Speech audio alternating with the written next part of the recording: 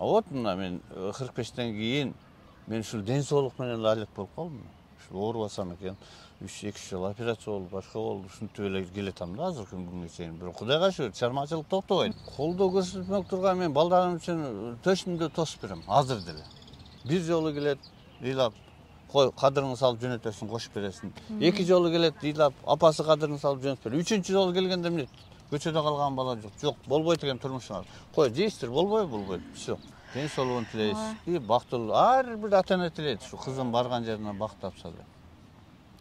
Мага бир жакшы кудай кут кылса деп. Жакшы күйөө бала туш кылса деп. Ошон үчүн үмүт менен жашайбыз. 25 жашында бир берет экен. 35 жашында бир берет экен. 45 жашында бир берет экен. 50ден кийин бербейт деле окшойт жагым. Мындайча айткандайчы.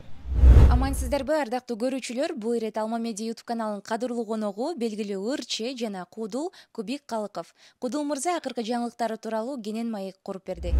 Саламатсызбы, Кубик байке? Кандайсыз? Кудайга шүгүр. Кандай жүрөсүз? Эл катары. Эңсон, биринчи эле маектин башында сиздин маанайыңызды сурап алайынчы. Кандай маанай менен келип калдыңыз? Маанайым аябай жакшы. Бүгүн себеби күн чыкты. Канча күндөн бери жамгыр. Суук болгон сайын мен оорумун жанагы күн жылыса жыргап калам. Күн суук болсо үйдөн чыкпай ырдап калам дегендей. Барган сайын мындай ден соолук ушундай болуп калат экен. Эңсон, агай сиз менен көптөн бери эле байланышып жүрөбүз. Анан сиз ооруп калганыңызды айтып калдыңыз. Акыркы жылдары 2-3 жолу операция болгонуңузду билебиз. Ден соолугуңуз жакшыбы? Кандай жүрөсүз? Кудайга шүгүр. Жакшы үчүн келип аттым. Мына силер чакырдыңар, мен келдим. Чакырган жерден калба дейт, чакырбаган жерге барба дейт. Мен өзү ошондой принциптеги кишимин да. Жакшы. Жакшымын, Кудайга шүгүр. Сенен сураганда кандайсың дегенде жакшы деш керек. Кудайга шүгүр деш керек. Жакшы десең, мисалы биздин Кудай Таалам угуп туруп, жакшыны сен көрө эле экенсиң деп, сага 10 эсе жакшылык берет экен да. Эгерде жаман кыйналып атам десең, сен кыйналган жамандыкты биле элек экенсиң деп туруп, сага 10 эсе дагы ошондой нерсени ыйгарып коюшу мүмкүн экен да. Ошон үчүн Кудайга шүгүр, жакшымын деш керек. Жакшы. Агай сиз айтып каласыз да, мен мунчак болуп баратам деп айтып каласыз. Анан буга эмне таасир этти? Мен билбейм. Өзүм ол акыркы күндөр оору болуп атпайбы? Ол пандемия тиги ушул грипп дагы бардыгыбыз эле бир сыйра болуп чыкты окшойт. Өтө ошого таасир берет экен. Өзү мен 2-3 жолу операция болуп, мындай операциядан дагы наркоз сигил болуп, кичине адамдын памятни неме болот экен да.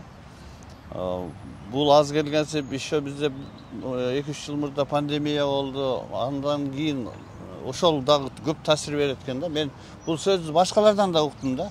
Ушундан кийин ушундай болуп калдым, мунчак болуп калдым деп. Негизи өзү андай деле унутчаак боло турган жашка жете элекмин. Мен сколиоз болуп совсем.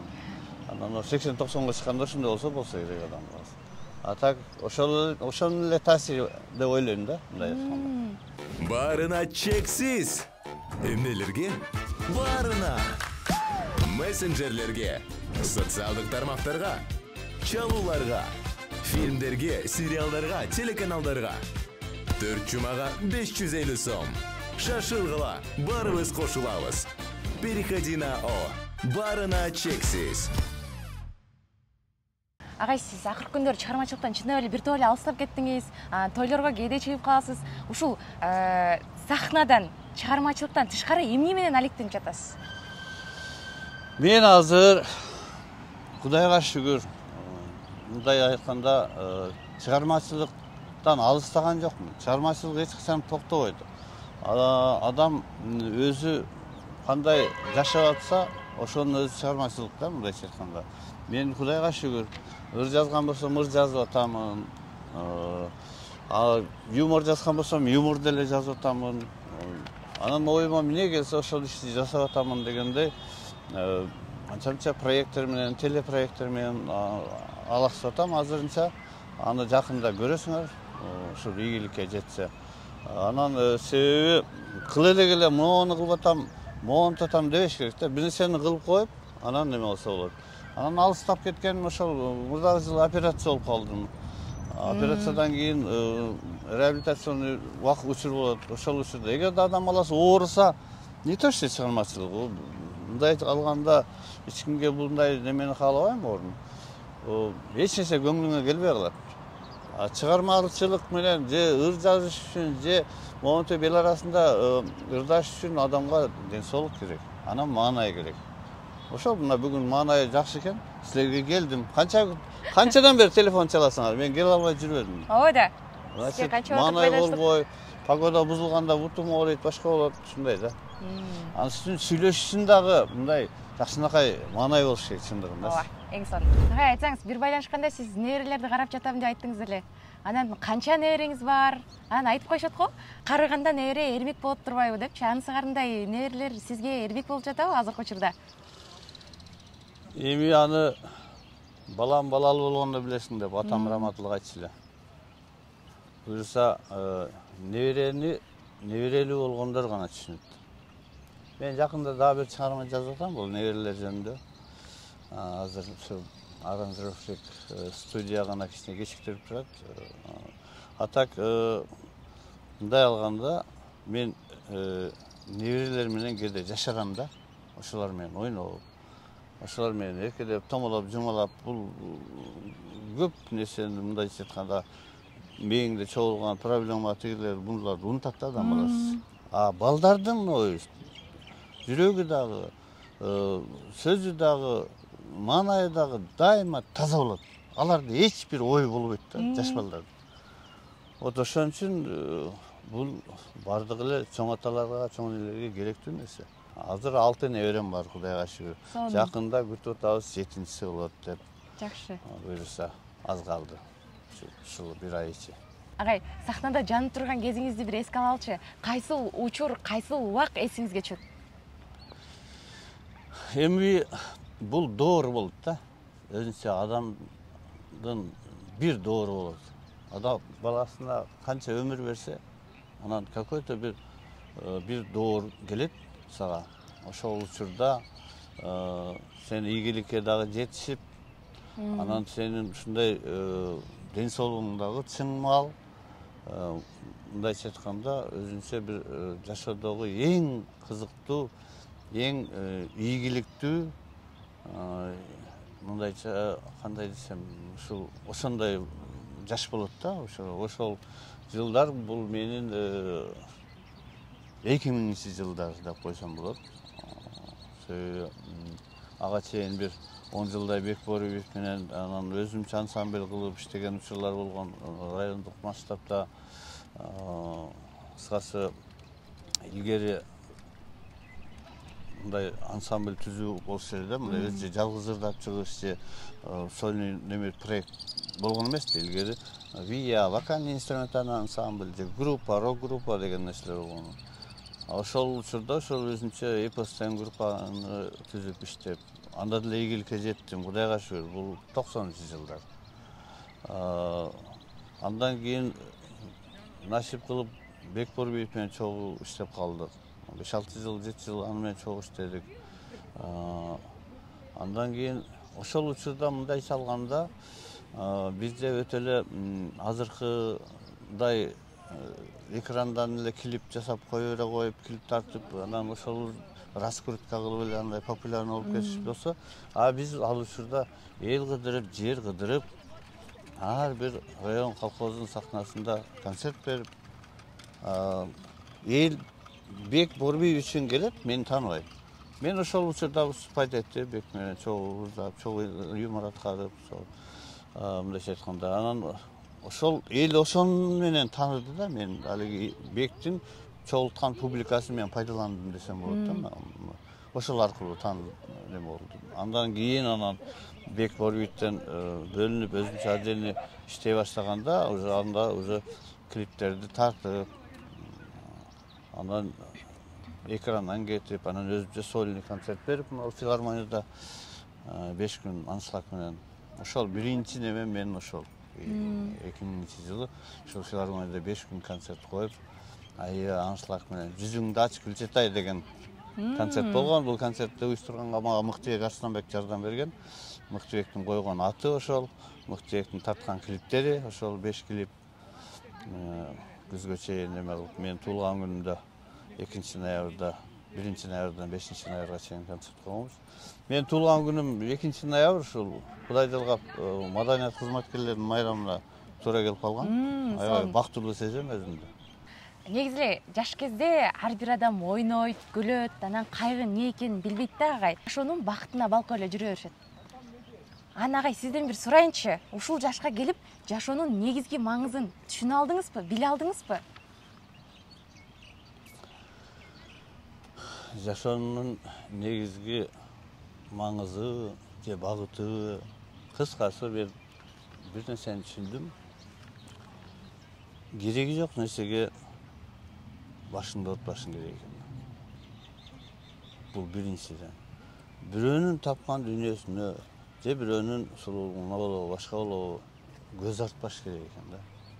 Алиги биздин быкы-чыкы, алиги бирөөгө таарынганың, бирөөнүн капа кылганың, бирөөдөн кек сактаганың, кыскасы алиги зависть деген бар. Бизде кыргызча эмне болуп атат? Көрө албастык, ичи тардык, намыскөйлүк.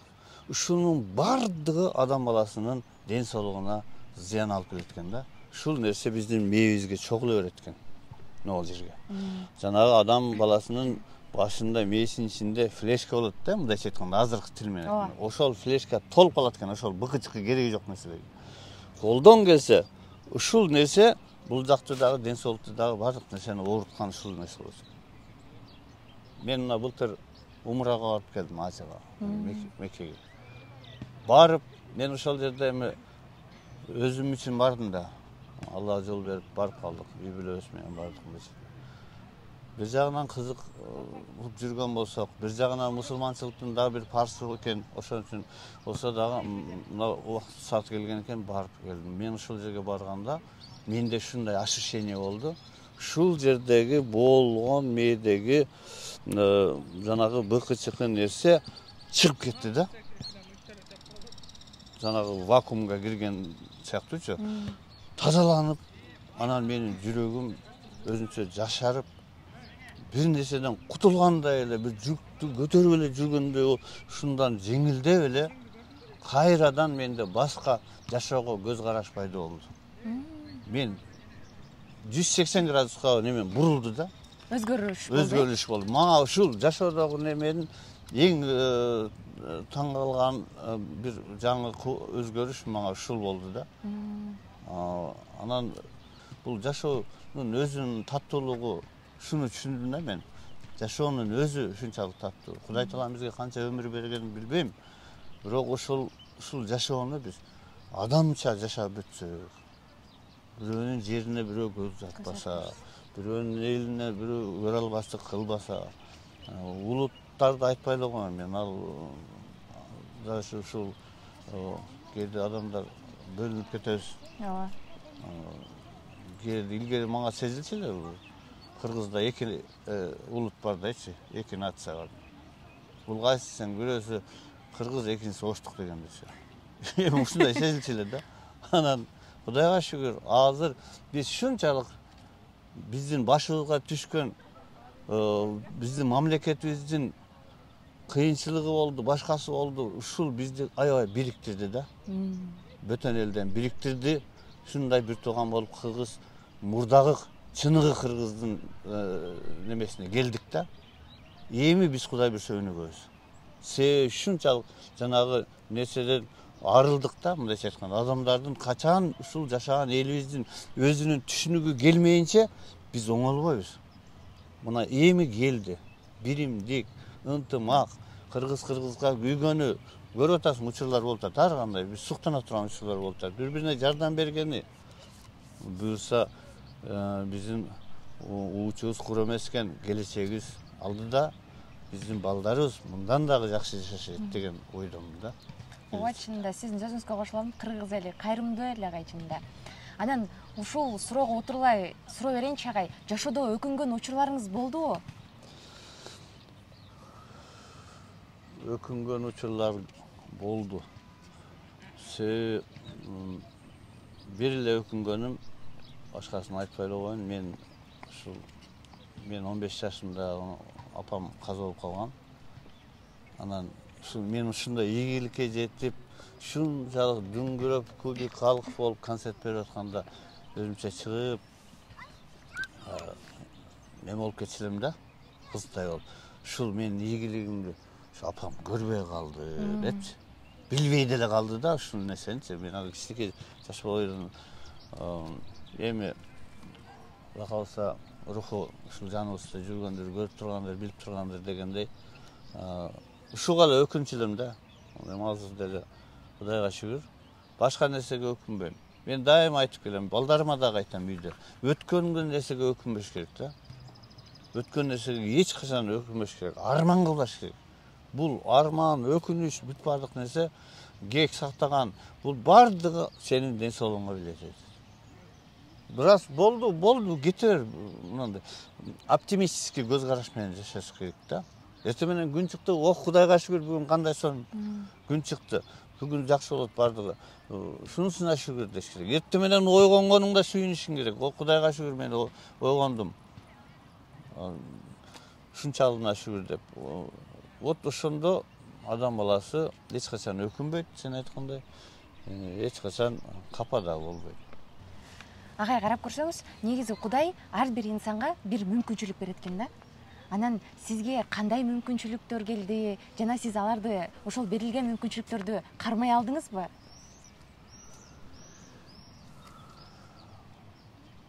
Менин өзүмүн жеке оюм боюнча ушундай деп түшүндүм да.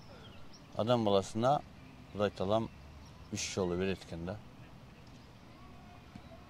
Бул 25 жашында бир берет экен.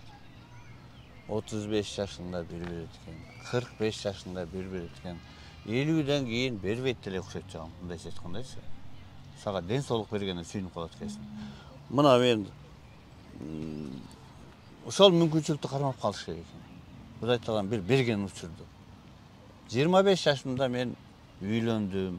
Кудайга шүгүр, Дом культурада иштеп, жакшы авторитетке ээ болдум райондо, областка чейин. Епос деген группа болду. Мен Кочкор Ата шаарынан үй алдым, квартира. Кыскасы, бул бир мүмкүнчүлүк мага келди да ошол учурда. Анан ошону менен эле чектелбестен дагы аракет кылдым. Менин башка максатым бар, цел койгом мен. Мен ушундай атым таанылсын, менин группамды таанысын. Илгери ошол ансамбль кылып эле сүйүнүп чыгып калса биздин ушундай группабыз ушул таанылса деп эле ойлоч элем. Мен ырларымды жазып, ошолорго ырдатып, сатиралар жазып, ойнотуп. 35ке чыкканда мен шаарга келип, көчүп келип, бул жактан үйлүү болдум, машина алдым, балалуу болдук, ага чейин Кудайга шүгүр, балдар чоңойду. Анан мен дүңгүрөтүп концерт бердим, кубик Калыков болуп жетиштим. Бул дагы бир мүмкүнчүлүк. Мага алиги звездный болезнь деген жуккан жок да, себеби мен ал возрасттан өтүп калдым да, 35те. Жанагы 15-20 жашында популярный болуп келиптер ооруп калат да, жылдыз оорусу менен. Мен да андай жок, Кудайга шүгүр мага кечирээк келди да. Мындай себеби неме болуп калганда. Бунун баардыгы көрдүң, бир мүчөлүү жылдарга туура келет да. 24 деген бул 25 жаш, 35, 36, 37 мындай. Эми ошол аралыкта айтып жатам да, бир 10 жылдын ичинде. Андан кийин 45ке чыкканда, 45 жашка жакын мен уже балдарым чоңоюп, Куда күттүм, башка кылдым, дагы өзгөчөлүк болду, үйлөрдө бир жетишкендик болду, ийгилик болду дегенде. Бул өзүнчө дагы бир Кудайдын берген мага мүмкүнчүлүгү да. Ошону да туура кармап, туура пайдаланып, балдарым чоңойгон экен деп, неберелүү болдум дегенде, ушундай ушул жаштарда. Бул дагы жакшы нерсе. Анан сенин өзүңдүн ооруп калганыңа, же өзүңдү карабай жүргөнүңө Алла таалам күнөөлүү эмес.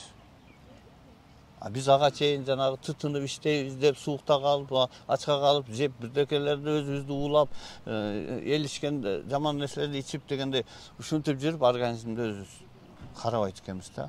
Качан анан кийин 40тан кийин пырктап бир жериң ооруй баштап, анан мындай кылган ошол учур келет экен да. Вот мына мен 45тен кийин мен ушул ден соолук менен эле алек болуп калдым. оорубасам экен 3-2 жыл операция болуп башка болду ушинтип эле келатам да азыркы күнгө чейин. Бирок Кудайга шүгүр чыгармачылык токтобойт.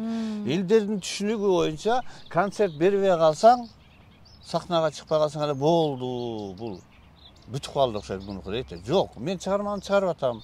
Өзүм ырдап атам, кызым ырдап атат, бирөө башка ырчылар ырдап атат менин чыгармаларымы. Юморлорду жазып аткарып атабыз, башка кылып атабыз проектни. Анан жанагы жанталашып эле концерт кое бергенден просто концертте түйшүгү бар. Концерт койгондон кийин бир жакшы деңгээлде концерт бериш керек. Эптеп эле мага акча керек эле деп артисттер чогултуп алып ырдатып эле, белесатып эле эл келбей калды деп тармаш керек да.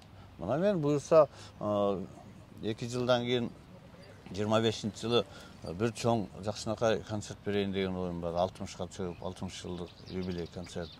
Ошого даярданып атам. Азырдан алдын ала ырдарды жазып атам, рекламаны баштадым, клип тартып атам, башка кылып атам дегендей. Адам бир цел коюш керек да. Кудайга шүгүр, балдар чоңойду, бутка турду. Азыр ата бияка салып келесизби апам экөөңөр? Ата, мына машинаны белек кылайын, мына телефон көтөрүңүз. Эбесе мен мындай телефон түшүнбөйм деле. Көп деле кызык бербейм, мындай роскошкачы. Адамдын бийими таза болсо, өзүң таза болсоң, жүрөгүң таза болсо болду. Ошол эле нерсе керек. Калган нерсе бул бүт бардыгы кимдир бирөө үчүн кызыктыр, мен үчүн андай деле кызык эмес да. Кандай машина тээп жүрөт, кандай телефон көтөрүп жүрөт. Адамдын өзүнүн болгон естественный болгону жакшы да. Агай, ушул жаңылыктан кийин өзүңүзгө да кызыңызга дагы аябай сын пикирлер көп эле келип жаткан болуш керек, чынындачы. Анан ушундай кыйынчылык учурда кандай колдоо көрсөтөсүз балдарыңызга негизи эле? Колдоо көрсөтмөк турган мен балдарым үчүн төшүмдө тосуп берем, азыр деле. Мен ошо баламдын тарабын талашам. Себеби эч качан ата-эне карга дагы баласын атпагым деген экен деген сөз бекеринен калган эмес. Бул дагы биздин макал. Башка эмне дейсиң? Өзүңдүн балаңды бир жолу келет, ыйлап, кой кадырыңды салып жөнөтөсүң, кошуп бересиң. 2 жолу келет, ыйлап, апасы кадырын салып жөнөтүп берет. 3-чү жолу келгенде эмне? Көчөдө калган бала жок. Жок, болбойт экен турмушуңар. Кой, жейсиздер, болбойт. Всё. Азыр мен уже кызым жаш эмес, 30дан ашты жашы. Уже мен 30 жашында уже кандай немеге жеткем. Кудайга шүгүр, анын деле өзүнүн даражасы бар, өзүнүн немесин өзү туура коет деп ойлойм. Ата-эне ойлана беребиз, кыйнала беребиз. Жок. Шуну билиш керек. Балдарың сен ойлогондой, сен койгон рамкадагыдай болбойт. Сени угат, эстүү болот, башка болот. Сен ойлогондон дагы акылдуу болот. Биздин келечегибиз. Вот ошол нерсе. Кээде биз өзүбүз туура эмес нерселерди акыл айтышыбыз мүмкүн, насаатайбыз. Ошон үчүн адашпаган киши жок. Ооба. Айпер эжеге токтоп калдык чынында. Кызыңыздын мүнөзү кандай? Сизге тартканбы же апасына көбүрөөк окшойбу мүнөздөрү? Айперинин тамакты жакшы кылганы, дамдуу жасаганы, үйгө болгон немеси ушул апасына окшош. Анан аракетчилдиги, ой жүгүртүүсү, мына музыка жагына таланттуу болгону менга окшош деп ойлойм да. Ошон үчүн себеби апасынын профессиясы бухгалтерия немени бүткөн, бухгалтер. Эсепке жакын турбайбы? Неме мындай бир куплет ырдаганын угуп элекмин ушул сен мындайча айтканда. Ошол экөөбүздүн ортобуздон чыккан Айпер да, мындайча айтканда. Экөөбүзгө тең окшош эки жагы тең. Балдарыңызга кандай атасыз? Иманы балдарыма сурашым керек. Мен кандай ата. Мен үйдө сахнадагыдай эмесмин. Үйдө өзүмдүн мындайча айтканда мен аталык милдетимди аткарам. Балдар менен кичине строгиймин. Өзү ушундайм, билбейм. Мен бир журналист үйгө барып алып, сиз үйдө башкача экенсиз, деп. Алар ойлойт, сахнада деп жүрсөң, ошол деп ойдон үйүнө деп. Анда сенин өзүңдүн аталык субординация бар, кадыр баркың бар. балаларыңа антип клоун боло албайсың. Сен өзүңдүн немеңди жана кичине болсо да уруп сокпосоң дагы сөз менен тиги макал лакабың менен жеткирип немесин оңдоп турбасаң, бала деген болады. Баланын иши чала дейт. Балам балалуу болгондо билесиң деп мен азыр айтчыдым. Атамдын айткан сөзүн. Мына бизден кийин алар түшүнөт. Алар өздөрүнүн баласына атамын күн четсилер деп четип берем менгерде. Атамынан чилер деп мынтемин, апамынан да кылсылер деп аны айтам. Азырга чейин биздин апам раматылыктан бир казан калган, атам раматылыктан комуз калган үйдө киресиң. Мен ошону айтып келем дайыма кулактарына коюп. Мына менин апамдын казаны. Мына апаңардын эстүү үчүн башка жаңы казан албай, ушул казан бизге береке берет деп, ушул казанга тамак жасайт дагы. Эмесе эскирди, эскисе деле Союздун казаны бышык экен иштеп атат. Мындай азыркы чейин тамак асабыз.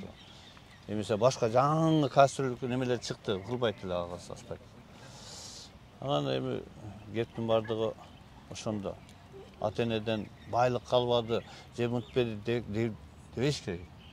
Адам баласынын ошончалык сени жаратып, өстүрүп чоңойтуп койгонуна сен ата-энеге өмүр бою каршысың. Мындай болгон.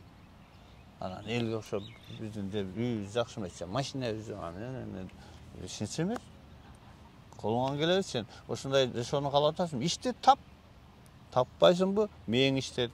Адам баласы өзүнүн мээси менен иштесе деле кадыр-баркка жетет. Сөзсүз эле бир дүние чогултуп, анан аны менен бир нерсени сатып алып көрүнгөндөн көрө, лучше өзүңдүн акыл эсиң менен, чыгармаң менен, жасаган ишиң менен, жүрүш турушуң менен деле элге мындай популярный болсо болот да, таанылгысы келсе. Айтасыз. Балдар да ар кыл болот экен. 3 балам болсо, 3 кыл. Бирине эч окшойт. Мисалы кичине кызыма вообще кызыктырбайт мындай популярность, башка нерсе. Ушундай кеп да. Ал өзүнүн немесин ой жүгүртсүн. Уулум башкача, Айпери башкача. Ошон үчүн өмүрлөрүн тилейбиз, ден соолугун тилейбиз. И бактылуу ар бир ата-эне тилейт, ушу кызым барган жеринен бак тапса деп. Мага бир жакшы куда кут кылса деп, жакшы үйө бала туш кылса деп. Ошон үчүн үмүт менен жашайбыз. Жакшылык менен ийгиликтин эч качан эртелигечи жок. Азырга чейин мен күнүгө намаз окусам, намазда дуа кылам. Алла таалам ушу балдарыма өмүр бер, бакыт талайын бер, ден соолугун бер, өзүбүзгө бер ушундай өмүр, ден соолук. Болду, калган нерсе адам ачкадан өлбөйт. Эч качан кеп табакта эмес, кеп кабакта деген сөз бар. Дасторконуң менен таң калтыра албайсың. Аны ичип жеп кетет, эсине чыгат дейм. Сен өзүңдүн адамдык касиетиң менен, адамгерчилигиң менен, кылган мамилең менен ошол кишини эсинде кыласың. Ушундай алтын убактыңызды бөлүп келип бергениңиз үчүн сизге терең ыраазычылык билдиребиз. Чыгармачылык ийгиликтерди каалайбыз. Эч качан арыбаңыз, карыбаңыз. Азыр кандай көрсөм жаркылдап эле жүрө бериңиз. Чоң рахмат. Мейли, силерге дагы ийгилик болсун. Чакырып, монтип сөзгө тартканыңарга чоң рахмат. Чакырып тургула. Мен зерикпеймин, келип турам. Урматтуу көрүүчүлөр, мен сиздер менен коштошпойм. Кийинки маекке чейин жакшы калыңыздар.